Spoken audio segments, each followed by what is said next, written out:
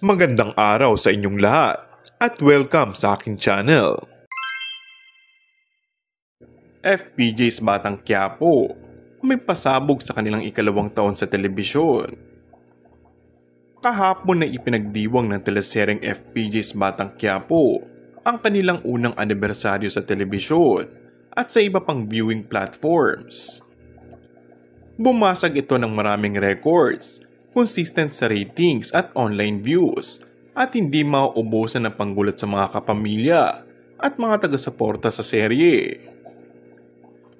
At sa pagpasok nito sa ikalawang taon nito sa ere, inihayag ni Sir Eric Jan Salute ng Dreamscape Entertainment na marami pang malalaking pangalan sa industriya ang makakasama ni Tanggol sa serye.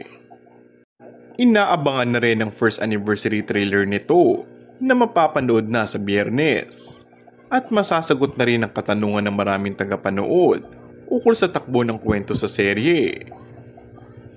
Hindi talaga mauubusan ng pasabog ng FPJ's Batang Quiapo na talaga na may ikasasabik ng mga kapamilya at lahat ng mga hindi bumitaw sa serye mula nung una itong ipinalabas.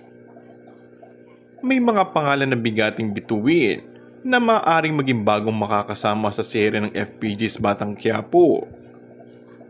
Matuloy na kaya ang pagpasok ng kapamilya star na si Catherine Bernardo?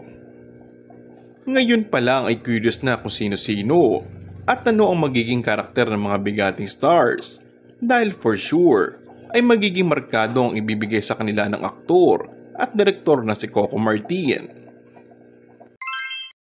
And that's all for our today's video.